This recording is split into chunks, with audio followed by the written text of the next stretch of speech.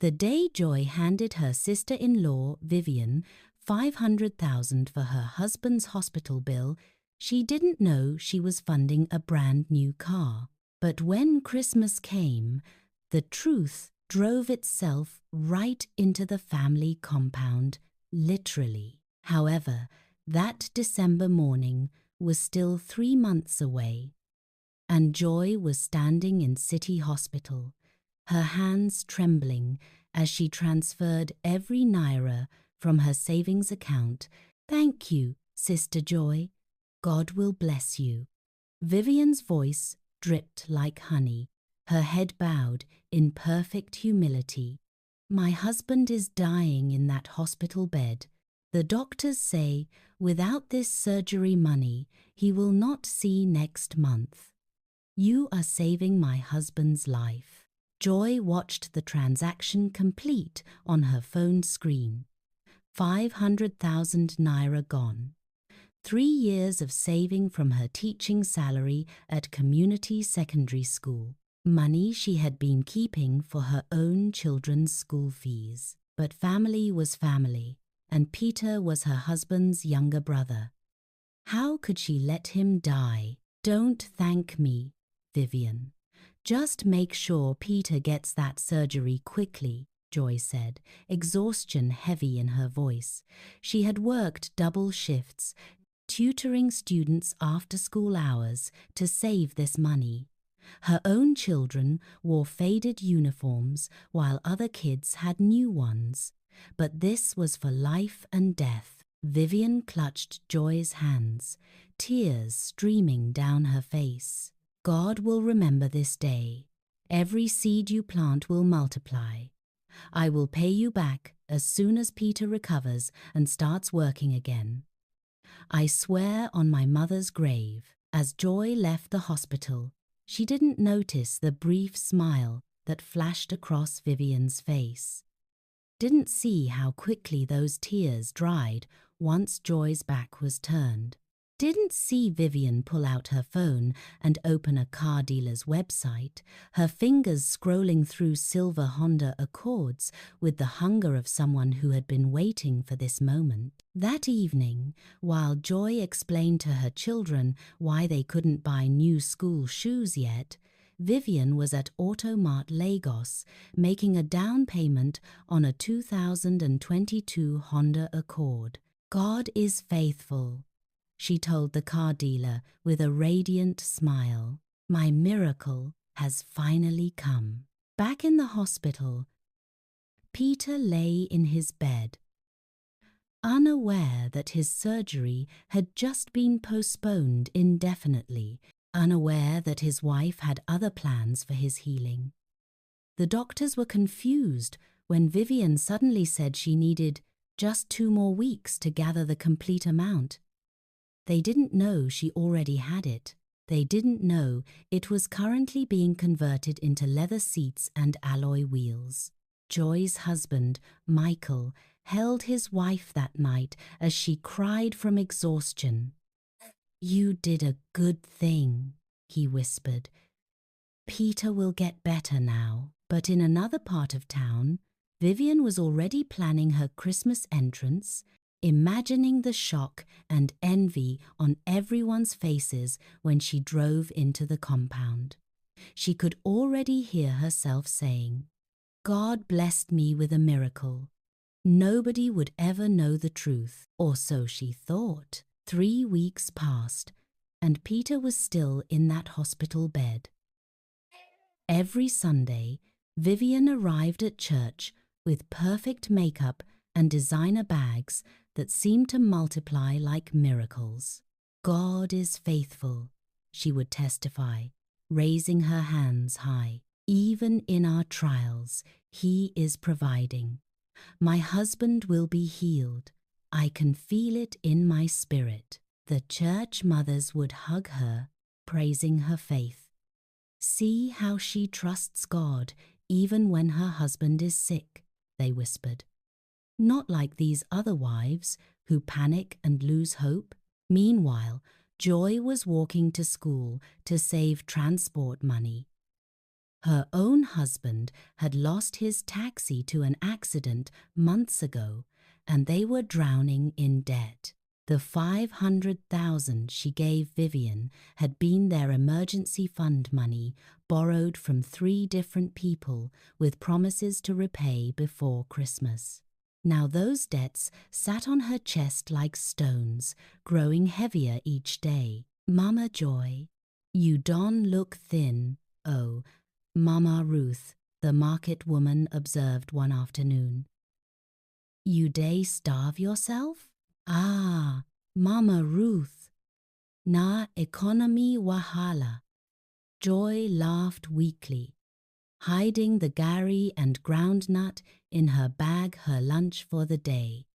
She couldn't afford the 200 rice and stew anymore. Every naira had to stretch to infinity.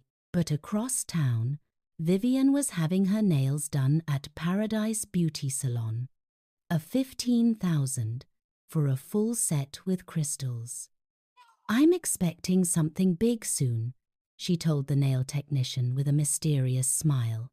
"God is about to show himself in my life." The technician, who knew Vivian's husband was hospitalized, marveled at her faith. "You are a strong woman. Even with your husband in hospital, you still maintain yourself. That is good self-care." What she didn't know was that Vivian had been visiting the Automart 3 times a week, making payments, watching her silver Honda Accord come closer to reality. The car dealer knew her by name now. "Just 4 more weeks, Mrs. Vivian, and she's all yours," he promised. At the hospital, Peter's condition was deteriorating. The doctors were frustrated. "Madam, we need to operate now. Why are you delaying? You said you had the money." "Doctor, please just small time. I'm gathering the balance." Vivian lied smoothly, her face arranged in perfect distress. "You know how Nigeria is. Getting money is not easy."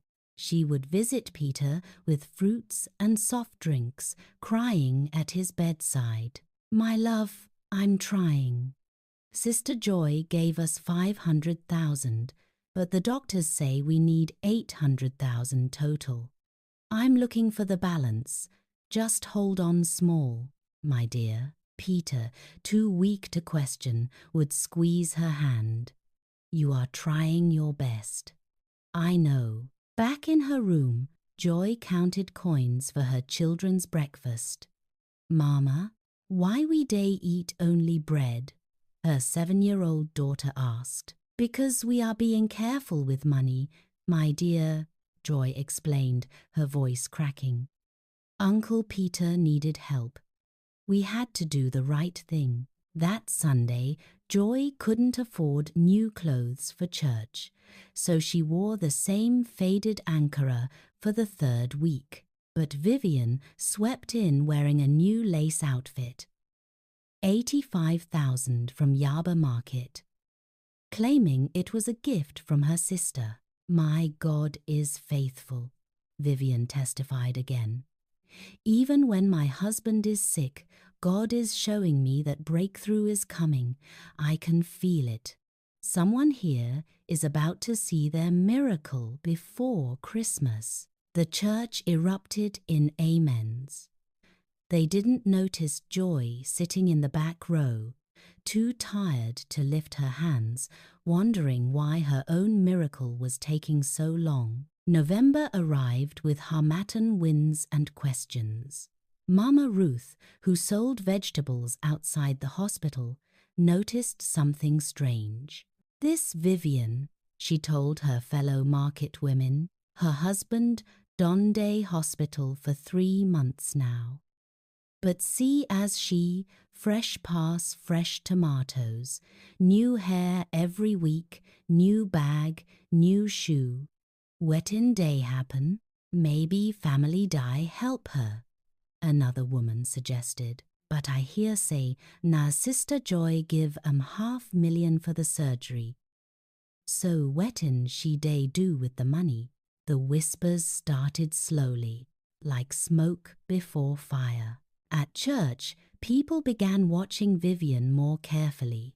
Why was her phone always the latest model? Why did her nails match her bags, match her shoes with the precision of someone with too much money? Joy noticed it too. One Saturday, she visited Peter in the hospital with a small cooler of pepper soup. She had sold her old gold earrings to afford it. Peter looked worse than before, his skin grey against white sheets. "Brother Peter, the surgery never happened?" Joy asked gently. "Joy, I don't tire," Peter whispered. "Vivian say the money never complete. She day try find balance. But I no understand. You give us 500,000. Where the money go?" Joy's heart began beating strangely. "She said the hospital needs more? Nah, so she talk. Say we need 800,000 total." Peter coughed weakly. "I just won well. This hospital bed don't tire me." Joy left the hospital with suspicion crawling under her skin like insects. 500,000 was enough for Peter's surgery. The doctors had told her so when she first transferred the money. So where did the money go? That evening, she called the hospital billing department. "Good evening. I want to confirm something about patient Peter Williams. Has any payment been made toward his surgery?" The woman on the phone checked the records. "Madam, we received 50,000 deposit 3 months ago. Nothing since then. The surgery cannot proceed until we receive the full 450,000 balance." Joy's phone nearly fell from her hands. 50,000? Only 50,000 out of 500,000? Where did the other 450,000 go? Her husband, Michael, found her sitting in darkness that night, staring at nothing.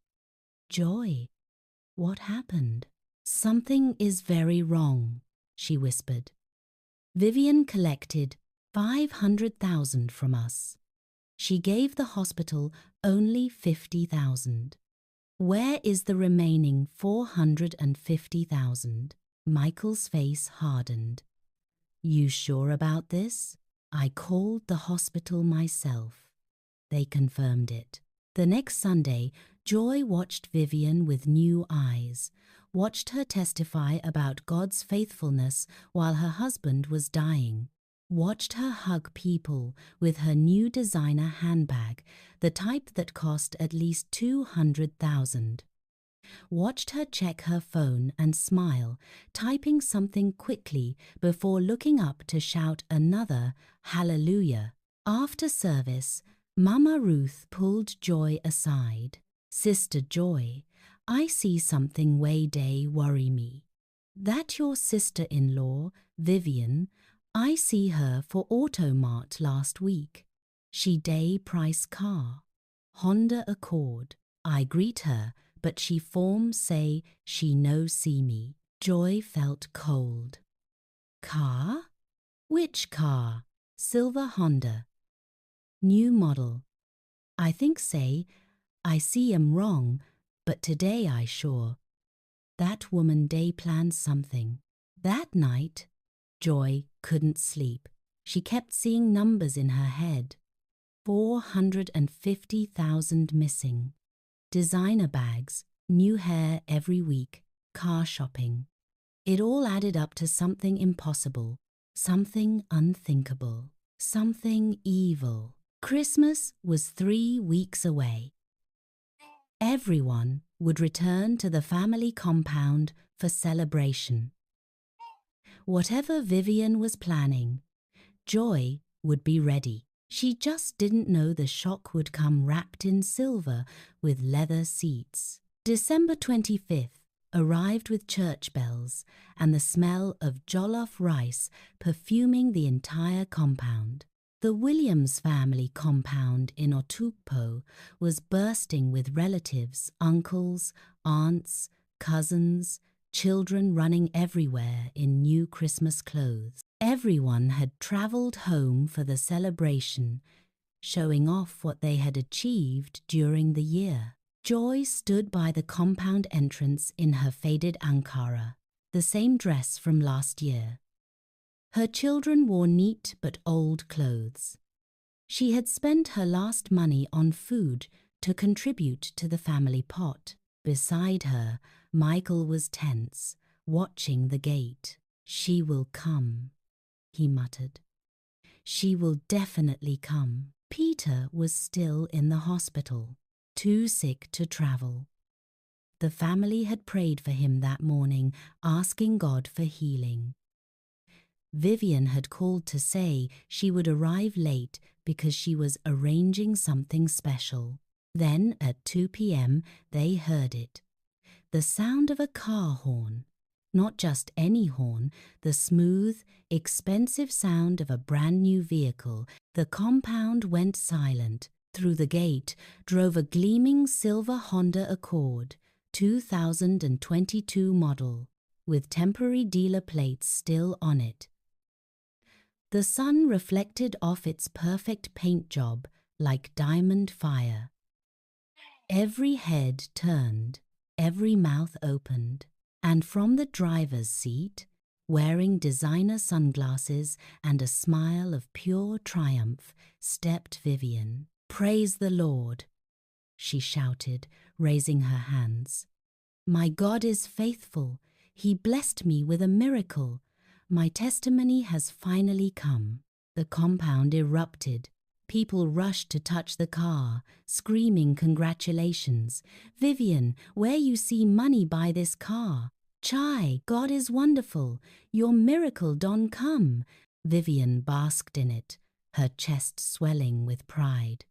"It was God-o. He moved mysteriously. Someone blessed me with money, and I decided to invest it wisely. God told me to buy this car. My husband will see it when he comes out of hospital. Our suffering is over." That's when Joy moved. She walked through the crowd slowly, her phone in her hand. Her voice cut through the celebration like a machete. "Vivian, is this the car you bought with my 500,000? The compound froze. Even the chickens stopped clucking. Vivian's smile flickered. "Sister Joy, what are you talking about?" "This car na God's blessing," I said. Joy's voice was thunder. "Is this the car you bought with the 500,000 I gave you for your husband's surgery? The surgery that never happened? The surgery that Peter is still waiting for while he dies in that hospital bed?" Gasps rippled through the family. People stepped back from the car like it had suddenly become cursed. "Joy, you are mistaken." Vivian's voice was shaking now. "Am I?" Joy held up her phone, her hand steady though her voice cracked with rage. "Here is my bank transfer. August 15th, 500,000 to your account for Peter's surgery. Here is the hospital's statement showing you paid only 50,000. Where is the remaining 450,000? Is it in this car?" The crowd turned to Vivian, who had gone pale beneath her makeup. And here, Joy pulled out printed papers. "Is the Automart receipt that your car dealer gave me this morning?" "Because yes, Vivian, I went there. I investigated. This car cost 4.5 million total. You made a down payment of 450,000 inches August. The exact amount you stole from my pocket." "Chineke!" Mama Ruth screamed. The family patriarch, Papa Williams, stepped forward, his face like stone. "Vivian, talk, now." Vivian's mask cracked completely. Her shoulders shook. Then she did the unforgivable. She laughed. A bitter, desperate sound. So what? She spat. So what if I used the money? I was tired. Tired of being poor. Tired of watching everyone else shine while I suffered. That money was my opportunity. God blessed me through joy. It's still a blessing. Your husband is dying, Joy screamed, tears finally falling. The man lying in that hospital bed, wasting away, that is your husband, and you took his surgery money to buy a car? To shine at Christmas? What kind of devil are you? The compound exploded in chaos. Women were crying, men were shouting. Someone tried to grab Vivian, who ran behind her new car like it could protect her. Papa Williams's voice silenced everyone. Call the police. Call them now. This woman has committed wickedness that requires more than family justice. As Vivian collapsed against her silver Honda Accord, her Christmas glory turned to Christmas shame, the car's pristine paint reflecting her mascara-streaked face. Her miracle had become her judgment. Her blessing had exposed her curse. And somewhere in City Hospital, Peter's phone rang with the news that would break what was left of his heart. The police came on December 26th. By then, the whole of Otukpo had heard the story. Women stopped Joy on the road to hug her, calling her a hero. You exposed that witch, they declared. She for Don, use that car, drive over your destiny. The car was seized immediately. Under Nigerian law, property purchased with stolen or fraudulently obtained funds could be confiscated. The Automart dealer was horrified when he learned the truth and cooperated fully, refunding the 450,000 down payment to Joy directly. But the real judgment came from the family. Papa Williams called a meeting in the compound, every relative present.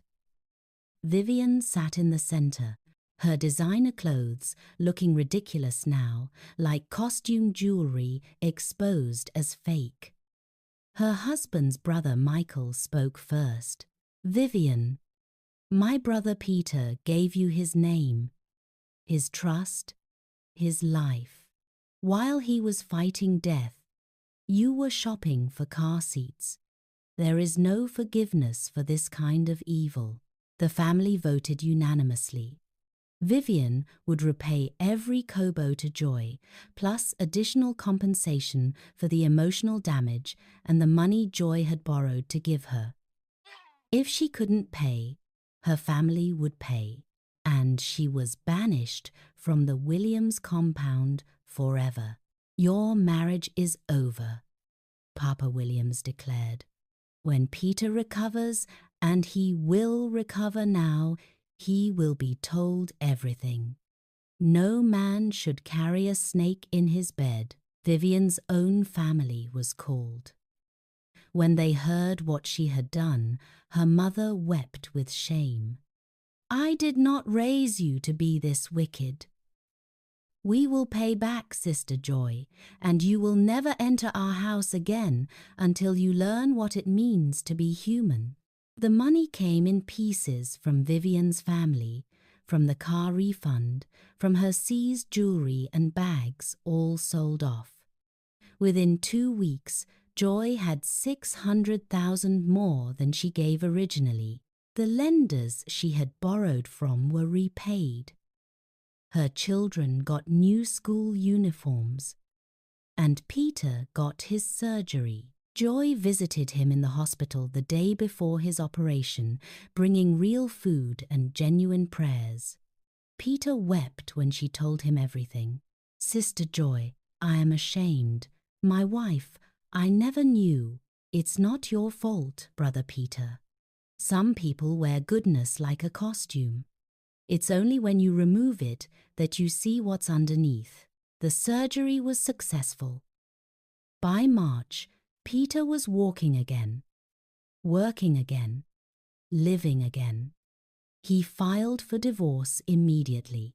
The church that had celebrated Vivian's testimony asked her to never return her story had become a warning sermon about false prosperity and stolen blessings. As for Vivian herself, she disappeared from Otukpo. Some said she went to Lagos.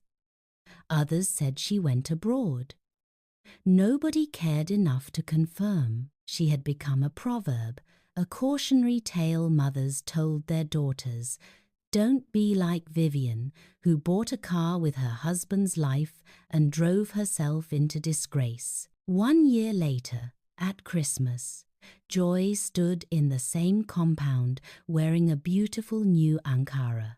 Her children played with their cousins, their laughter filling the air. Peter, now fully recovered and remarried to a good woman, was roasting corn at the fire, telling jokes and praising God for second chances. Mama, Ruth, never one to miss a moment, announced loudly, "Joy, I hear say Vivian Day sell groundnut for Lagos now. No car, no designer bag, just her and groundnut tray. Karma na real boss." Joy smiled quietly, watching her family. She didn't need to gloat. She had learned that true blessings don't require lies to bloom, and real miracles don't need stolen money to manifest. That evening, as the family gathered for prayers, Papa Williams shared the lesson they had all learned. When you borrow money for hospital and buy car instead, remember the car has tires, but karma has wings. The car can drive fast, but shame will catch you. And when your wickedness is exposed, no reverse gear can take you back to the respect you lost. Everyone said amen, and somewhere far away, in a crowded Lagos street, a woman who once drove a silver Honda Accord now carried a groundnut tray on her head, learning the hard way that Christmas glory built on lies crumbles faster than the harmattan can blow.